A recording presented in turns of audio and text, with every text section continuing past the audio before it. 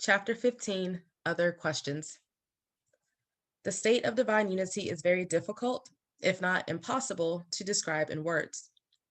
It is a state of infiniteness and eternalness, where the mind fully comprehends and even surpasses all of infinity and all of eternity. Infinity and eternity, even though they are infinite and eternal, are also the creation of God. They emanate from the mind of God like everything else. So they do not encompass God, but rather God encompasses and even surpasses them. Simply put, God, or the state of divine unity, is beyond infinity and eternity. To go even further, God is beyond all concepts because all concepts emanate from him. And concepts include anything and everything that can be thought, imagined, or enter the mind in any manner.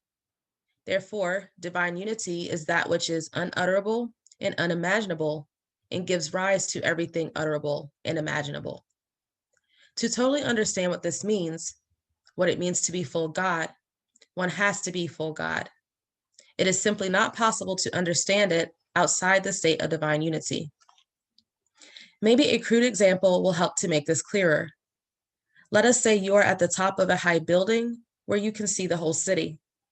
You have a clear view of all the streets, buildings, and even the outskirts of the city and beyond.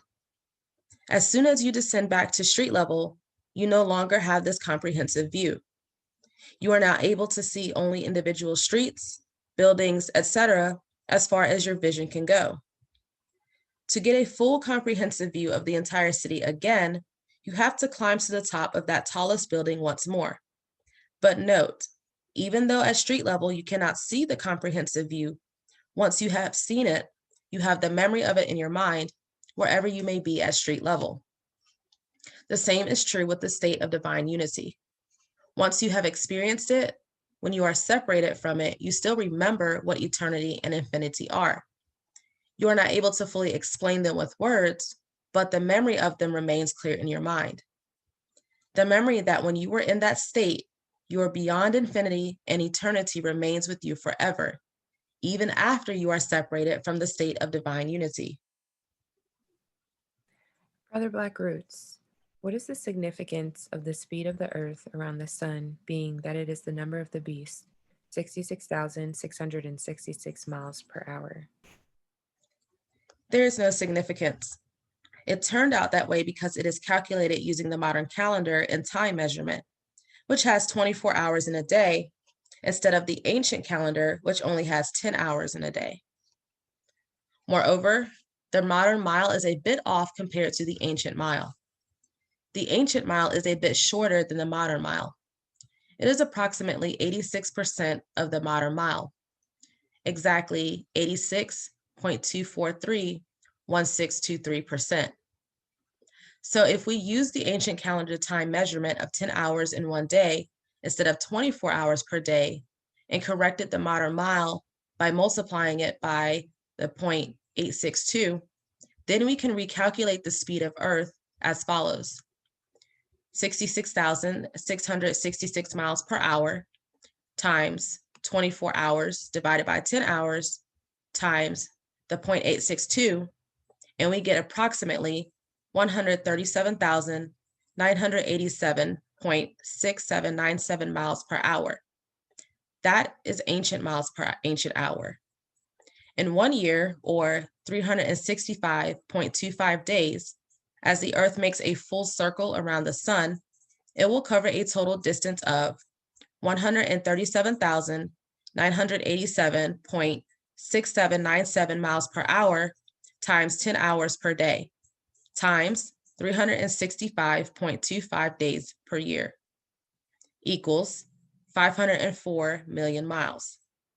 That number, 504 million, you will recognize as the total number of original gods in the universe, each god united as a man and a woman.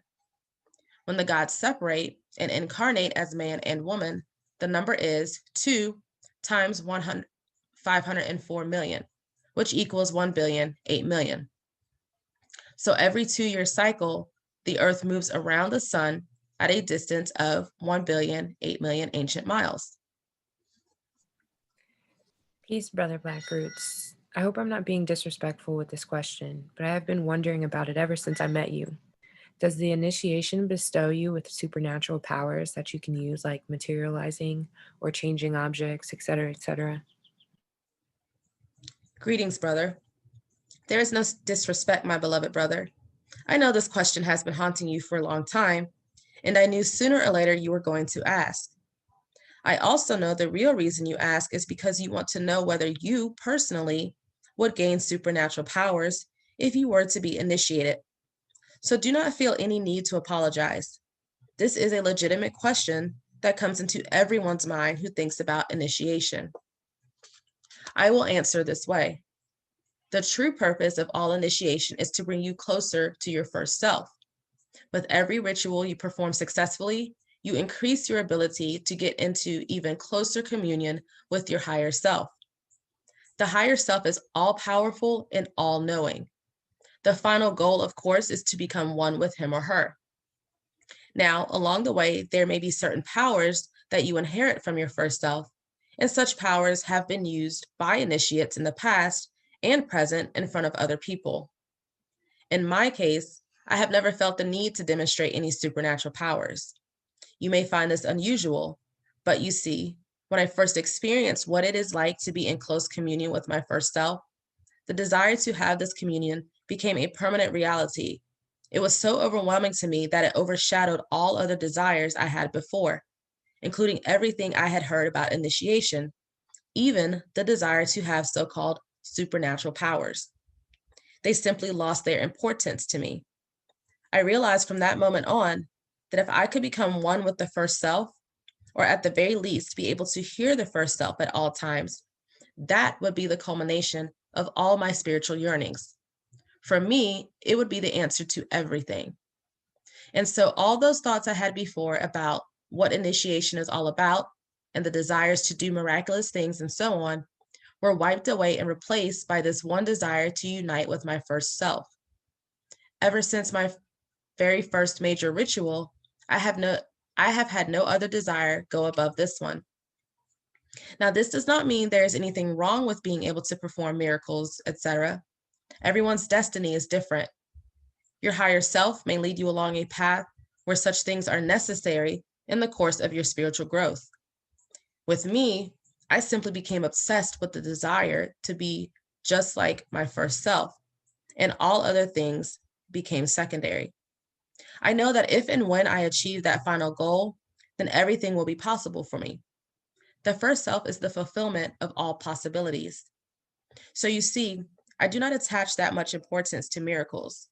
To me, there are really no miracles, just an understanding and application of natural laws. And this understanding increases as I get closer and closer to my higher self. That, in a word, is my one and only spiritual goal.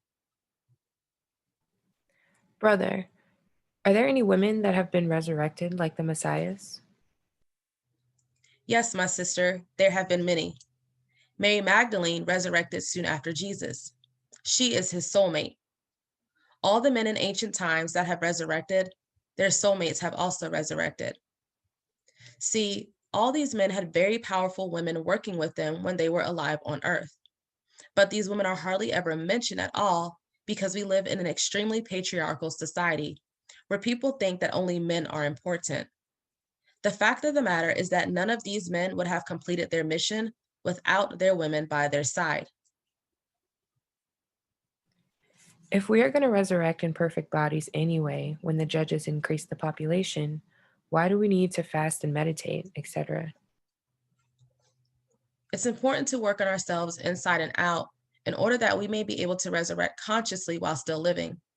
If we do not improve ourselves physically and spiritually through fasting and the exercises in level 2 of Blackroot science, then we will not be able to resurrect while still alive. We will die like all other people, and our higher self will incarnate as another personality in one of the newborn ancient bodies. Our present personality will go to the ancestral world of Yahweh. It will not take part in the coming reversal on earth. We can be part of the coming reversal only if we resurrect as one of the 144,000 judges. Then our present personality will merge with the personality we were before we lay down our bodies as judges. That ancient judge personality will take over, and your present personality will be exactly like the personality in your dream that you put aside when you wake up. It will simply become a small part of your ancient personality, just like all your dream personalities are a part of you.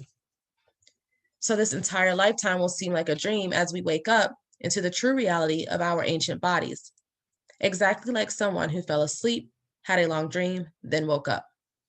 The only difference is that we will wake up in the same world we were dreaming about because it is real, not a dream.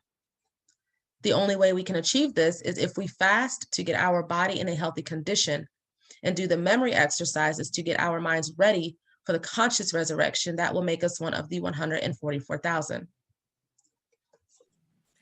After the Elohim removed the oxygen, you said they would no longer be able to light a fire. Is that correct? If so, how will people cook their food in poor countries, especially Africa? By the time oxygen on Earth is replaced with a higher form, there will be new types of plants. These new types will be grown first by people taught by the new judges. At that time, many of the judges will have resurrected. They will travel all over the earth to the communities of independent Black people. They will teach them how to grow new plants from the seeds that were stored in the pyramids before the beginning of this 6,000-year cycle. There are many varieties of these new plants, and they will be distributed all over the world to all people. The seeds are cultivated for all kinds of climates, from the most arid to the most humid. As I stated before, there are three types of food plants that are needed by the human body. These are the harmonizing plants such as fruits, then the energizing, which are mostly vegetables, and lastly, the stabilizing foods, which are grains and beans. Of these three food groups, only fruits are fully developed. By that, I mean they develop to 100% right on the tree and are ready to eat when ripe without the need for cooking. Vegetables, on the other hand, develop only 2/3 of the way. They need more input of energy in the form of cooking before they are ready to eat. Grains are the least developed. They develop only 1/3 of the way. So in addition, most grains need more energy input in the form of milling before they can be cooked. The new grains and vegetables that will be grown are able to develop to full maturity, just like fruits. The vegetables will be ready to eat right after picking, without the need for cooking. The grains will only need to be soaked in water for a while, then they will be ready to eat without the need for milling or cooking either. There will be so many varieties of these new plants growing all over the earth that food shortage will become a thing of the past. All people will go back to the ancient practice of growing their own food in their communities and exchanging food with other communities. The whole concept of having food as a commodity for sale will disappear. Food will be so abundant, growing in all types of climates, that hunger will be a thing of the past. Shortly after this, new technologies will be given to these communities, and it will enable them to generate heat and electricity and do many other things without the use of fire or oxygen. So those who like to eat their food hot will be able to do so. Even with this abundance of plant food, there will still be people who cling to the idea of eating meat. Such people will live in their own secluded private communities, mostly in the north in Europe. Because of the absence of oxygen, they will not be able to generate electricity or light a fire to cook the meat. Moreover, most of Western and Eastern Europe and China will be constantly covered by thick clouds for about 300 years. Thus, those in the north will not be able to use solar energy either. There will be many new laws also, such as the law prohibiting the building of dams on rivers. These laws will make it impossible for people in the north to, so they will be reduced to eating raw meat. Such communities will be very few and will keep on diminishing. This type of lifestyle will take a toll on their bodies, and their population will diminish more and more as the centuries continue. When their population becomes very small, that will trigger a mutation in the meat-eating animals. They too will begin to disappear and be replaced by the new types of animals that can survive only on plants. The mutation of these animals will last the entire 1,000 years or so, till the end of the rule of Yahweh.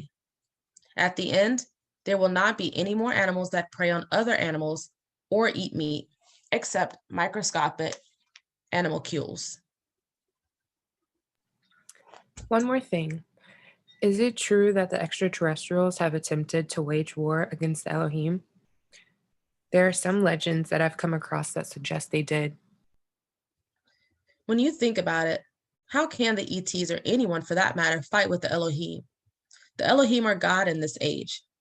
What would be the first thing the ETs do to wage war against them? They would have to declare war against God. Let us say for a minute that they do declare war against God, and God chooses to acknowledge them. Then what is the next thing they do? They have to go somewhere to find God so they can start their war. The extraterrestrials and their areas on Earth where they lived, and so they could hurl bombs at each other. But the Elohim did not live in a village or town somewhere on the Earth. So where will the ETs go in order to fight with them? The Elohim can find the ETs wherever they are located on Earth and annihilate them if they want, and the ETs cannot retaliate or do anything about it. One of the Elohim can just appear above an ET town with no spaceship, just in his perfect ancient body, suspended in the air over the town, and wave his hand, and the entire town will be turned to dust. Or he can wave his hand and turn the entire ET population in that location to nothing but hydrogen and oxygen molecules. One minute, there could be 100,000 people standing in their town, and the next minute, there would not be a single body left, only water flowing downhill. Every single one of them turned into water with just one wave of the hand. No, my brother, the ETs cannot wage war against the Elohim. When one of the Elohim says to them, I want you off the planet in 14 years, they will be off the planet in 14 years. That's precisely what happened. One of the Elohim said to them, you will stop your wars immediately and start building interstellar spaceships to leave this planet. I have placed plans in your temples instructing you on how to build them. You will start immediately and do nothing else but this until you finish building them. When you finish, I will show you how to travel to your new homes in the star systems I have prepared for you. You will travel there when your spaceships are ready, and you will not come back to Earth until I give you permission. This was not a negotiation. It was an order from God to his creatures, and they obeyed. They used the plans God gave them to build their spaceships. Within a period of 14 years, they had completed building their starships. The Elohim had already completed much of the preparation for them on these planets, which already had water, plants, and animals, but were not occupied by humans. When they were ready to leave, the Elohim provided them with star maps and taught them how to travel through various portals shown on the maps in order to reach their new homes. So the ETs were gone within a period of 14 years, after the end of their wars against each other on Earth.